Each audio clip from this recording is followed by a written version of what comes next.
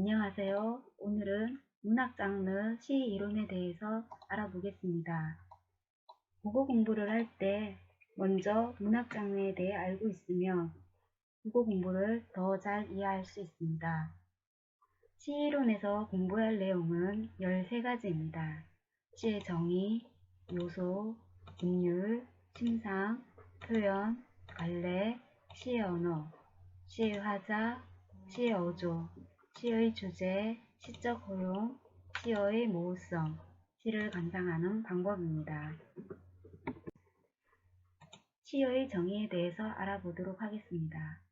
시는 마음속에 떠오르는 생각이나 느낌을 운율 있는 말로 압축해서 나타낸 글입니다. 두 번째로 시의 요소에 대해서 공부하도록 하겠습니다. 요소란 사물의 성립이나 효력 발생 따위에 꼭 있어야 할 성분 또는 조건으로 시가 성립하기 위한 조건이 됩니다. 두 번째로 시의 요소에 대해서 살펴보도록 하겠습니다. 시의 요소는 3대 요소, 형식상 요소, 내용상 요소가 있습니다. 3대 요소에는 음악적, 회화적, 의미적 요소가 있는데 음악적 요소는 시를 읽을 때 느껴지는 말의 가락으로 운율이라고도 합니다. 회화적 요소에서 회화라는 말뜻은 그림을 의미하는데 시를 읽을 때 마음속에 떠오르는 느낌이나 모습, 즉 심상, 이미지를 말합니다. 의미적 요소는 시에 들어있는 지은이의 생각, 주제를 의미합니다. 형식상 요소에는 5가지가 있는데 시어, 시구, 시행, 연, 음보가 있습니다. 시어는 시에 쓰이는 말로 운율, 심상, 함축적 의미를 지니고 있습니다. 시구는 시어가 모여서 이루어진 구절을 의미합니다. 시행은 시의 한 줄 한 줄, 행이라고도 합니다. 연은 하나 이상의 시행이 모여서 이루어지는 완결된 의미의 단위를 말합니다. 음보는 시를 읽을 때 같은 길이로 읽혀지는 호흡의 단위입니다. 시의 내용상 요소를 살펴보면 내용상 요소에는 4가지가 있습니다. 소재, 제재, 주제, 심상. 소재는 글의 재료로 글감이라고도 합니다. 제재는 가장 중심이 되는 소재를 말합니다. 주제, 지은이가 시를 통해 나타내고자 하는 중심생각, 주로 암시적으로 표현이 됩니다. 심상, 이미지, 시를 읽을 때 마음속에 그려지는 감각적인 모습이나 느낌을 말합니다. 시의 운율에 대해서 살펴보도록 하겠습니다.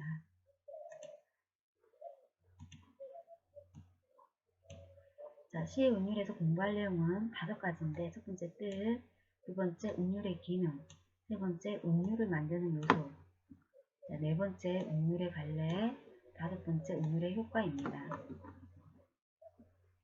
운율은 시를 읽을 때 느껴지는 말의 가락으로 어떤 소리나 단어, 구절, 문장이 되풀이 되거나 글자의 수가 일정하게 짜여져 반복되는 가운데 일어납니다. 운율은 다시 운과 우리가 율로 나눠볼 수 있습니다. 운은 비슷하거나 똑같은 소리가 행이나 연의 일정한 위치에 규칙적으로 반복되어 나타나는 것이고, 율이라는 것은 같은 글자 수, 소리의 강약, 고저, 장산 등이 규칙적으로 반복되어 나타나는 것을 말합니다. 다음 운율의 기능은 시의 의미와 하자의 어조 등과 어울려 시의 전체적인 분위기를 이룹니다. 다음 운율을 만드는 요소를 살펴보도록 하겠습니다. 운율을 만드는 요소는 이렇게 5가지가 있는데 첫 번째, 유사한 음문의 반복, 등문 반복이라고도 합니다. 그래서 음문이라는 것은 자음, 모음 각각을 말합니다. 자음, 모음이 반복되어서 운율을 느낄 수 있고, 두 번째, 같은 단어 어구의 반복, 세 번째, 같은 글자 수의 반복, 음수 반복이라고도 합니다. 네 번째, 유사한 문장 구조의 반복, 동사적 구조라고도 합니다. 5번째, 의성어나 의태어를 사용해서 우리가 운율을 만들 수가 있습니다. 네 번째, 운율의 갈래를 보면 운율의 갈래는 크게 2가지, 외역률과 외제율로 나눠볼 수 있습니다. 외형률은 시의 겉으로 드러나는 음률로 말의 규칙적인 배열이라든지 일정한 글자수의 반복, 일정한 호흡의 반복, 일정한 위치에 일정한 음을 배치한 데서 오는 음률을 말하는 것으로 다시 이렇게 네 가지로 볼 수 있습니다. 음수율, 음이율, 음성률, 음보율 이렇게 네 가지를 하는데 우리는 음자가 다 똑같고 음자가 다 똑같기 때문에 가운데 글자인 수, 위, 성, 보 이렇게 먼저 기억을 하는 게 좋을 것 같습니다. 음수율은 글자 수가 규칙적으로 반복에 의해서 이루어진 음률이고 음이율은 위치, 같은 위치의 음으로써 느껴지는 음률입니다. 그래서 음률에는 시 앞부분에서 느껴지는 도음, 중간 부분이면 요음, 끝부분이면 우리가 다리 각자를 써서 가금이라고도 합니다. 음성률을 보면 음성률은 음의 높이, 길이, 세기 등에 의한 것으로 한시나 영시에는 두드러지지만 우리 시에는 거의 없는 것으로 봅니다. 음보율 소리를 내는 시간의 길이가 같은 말의 단위가 되풀이 됨으로써 이루어지는 음률로 4음부나 3음부로 이루어질 수 있습니다. 내재율 일정한 규칙 없이 배열된 시어나 시구 속에 숨어 있어 시를 읽어가는 동안에 독자의 마음속에 은근히 느껴지는 음률을 우리가 내재율이라 하고 자유시에서 흔히 볼 수 있습니다. 이런 음률의 효과는 음악을 듣는 듯한 느낌을 주고요. 즐거움과 함께 깊은 인상을 줄 수 있고 무감각에서 깨어나게 하고 독특한 어조를 이루어낼 수 있습니다. 시의 심상에 대해 살펴보도록 하겠습니다. 심상은 이미지라고도 하고 대상이나 체험 내용을 감각적으로 드러내는 것, 형상이라고도 합니다. 심상의 시적 기능을 살펴보면 구체성, 함축성, 직접성이 있습니다. 단순한 서술에 비해 대상을 구체적이고 생생하게 표현할 수 있고 시의 의미와 느낌을 함축성 있게 전달할 수 있으며 감각을 직접적으로 뚜렷이 전달할 수 있습니다. 심상의 종류에는 6가지가 있는데 눈에 의해 감각되는 색채, 모양, 움직임을 나타내는 시각적 심상, 귀에 의해 감각되는 소리, 음향, 음성 등을 나타내는 청각적 심상, 코에 의해 감각되는 냄새를 나타내는 후각적 심상, 혀에 의해 감각되는 맛을 통해 나타내는 미각적 심상, 피부에 의해 감각되는 온냄, 따뜻함과 차가움의 느낌을 나타내는 촉각적 심상, 마지막으로 둘 이상의 심상이 어우러져 이루어지는 공감각적 심상이 있습니다. 시의 표현에 대해서 알아보도록 하겠습니다. 시의 표현에 대해서 자세하게 알려면 수사법을 알아야 되는데 수사법에는 비유법, 강조법, 변화법이 있습니다. 내용이 좀 많기에 다음번에 다루도록 하겠습니다. 오늘은 시어를 통한 대표적인 시 표현 방법인 비유와 상징에 대해서 알아보도록 하겠습니다. 비유는 표현하고자 하는 대상을 다른 사물에 빗대어 표현하여 구체적인 느낌을 가지게 하는 방법입니다. 이때 표현하고자 하는 대상을 원관념이라 하고 빗대어 표현하는 다른 사물을 보조관념이라고 합니다. 비유의 갈래, 여기서는 5가지가 나와 있지만 수사법에 있는 비유법은 더 많이 있습니다. 일단 5가지를 보면 첫 번째 직유법, 마치, 같은, 처럼, 임양 등의 말을 사용하여 원관념과 보조관념을 직접 연결시키는 표현 방법입니다. 은유법은 A는 B다와 같은 형식으로 두 사물의 동일성을 비기는 표현 방법입니다. 그 다음 의인법이 있습니다. 의인법은 사람이 아닌 사물을 사람처럼 표현하는 방법이고 대유법은 어떤 대상의 부분, 속성, 특징 등을 통해 전체를 대신하는 표현 방법입니다. 풍류법은 속담, 격언 등과 같이 원관념을 나타내지 않고 보조관념만 드러내어 본뜻을 독자가 미루어 짐작하게 하는 표현 방법입니다.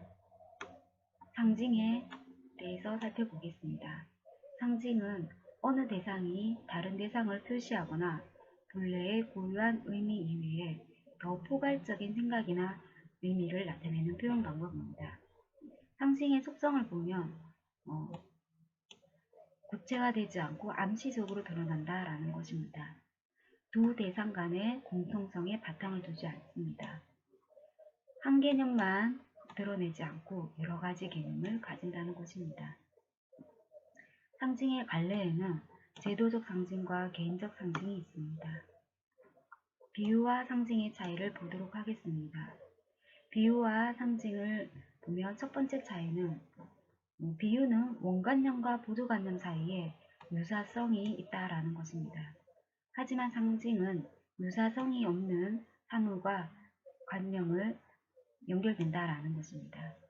그리고 비유는 작품 속에서 일회적으로 쓰일 수 있지만 상징은 반복적으로 쓰인다라는 것입니다.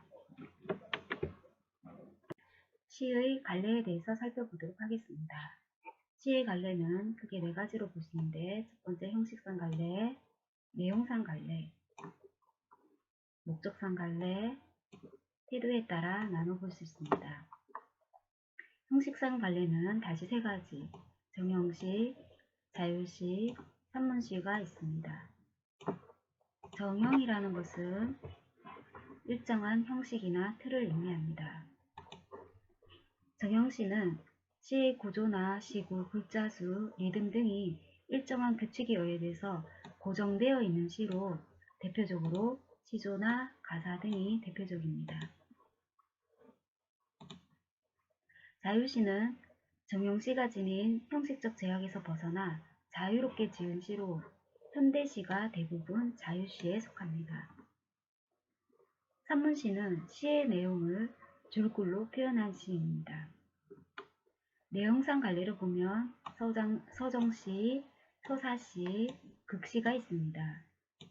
서정시라는 것은 시인 자신의 개인적인 생각이나 느낌을 그에 어울리는 형식을 담아 아름답게 표현한 시로 서경시도 서정시에 속합니다. 다음 서사시. 한 사람의 이야기꾼이 등장하여 일정한 사건을 객관적으로 서술하는 시입니다. 극시. 연극적인 내용의 시의 형식으로 나타나거나 극적인 형식을 사용하여 표현한 시입니다. 목적상 갈래로 보면 순수시와 목적시가 있습니다. 순수시는 시인 자신의 순수한 생각이나 느낌을 표현한 시로 작품 자체의 예술적인 가치를 추구합니다. 하지만 정치적, 사회적인 목적을 이루려는 생각에서 쓴 시는 목적시에 해당하겠습니다. 태도에 따라 주지시, 주정시, 주의시로 나눠볼 수 있습니다. 주지시는 감성보다는 지성을 더 중요시하는 시이고, 주정시는 이성보다는 감정 정서를 더 중요시 여기는 시입니다. 주의시는 의지를 중히 여기는 입장에서 쓰여진 시를 말합니다. 시의 언어에 대해서 살펴보도록 하겠습니다. 시의 언어, 시어는 사전에 나와 있는 지시적 의미보다는 함축적 의미를 중시합니다. 비유, 심상, 상징의 형성에 관여하고 일상 언어와 분명하게 구별됩니다. 시의 화자에 대해서 살펴보도록 하겠습니다. 시의 화자는 시에서 말하는 사람을 화자라고 합니다. 시인은 자신의 정서나 생각을 효과적으로 전달하기 위하여 자신이 직접 나서거나 다른 인물을 내세워 말을 합니다. 시의 화자는 시인 자신인 경우도 있고 다른 사람을 내세우는 경우도 있습니다. 또 시의 화자가 드러나지 않는 경우도 있습니다. 시의 어조에 대해서 살펴보겠습니다.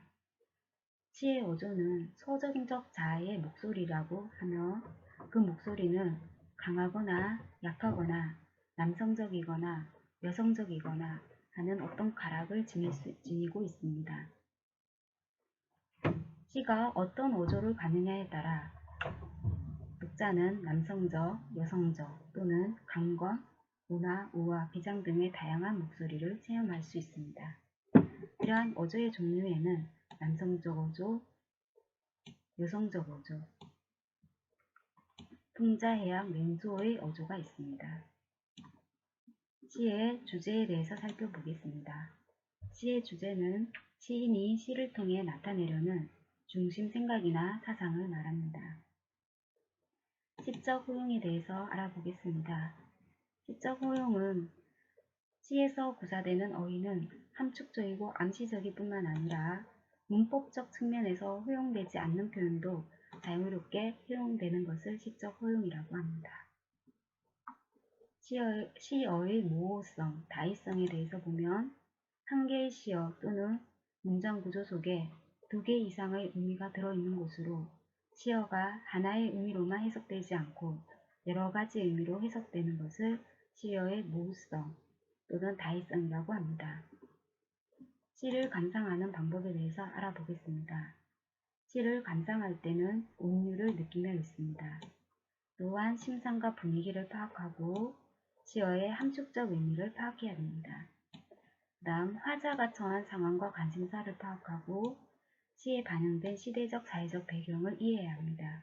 그리고 마지막으로 시인이 나타내려고 하는 중심생각, 즉 시의 주제를 파악하며 읽어야 합니다. 여기까지 시의 이론에 대해서 알아봤는데 궁금하거나 모르는 사항은 블로그에 질문을 남겨주시면 친절하게 답변해 드리겠습니다. 감사합니다.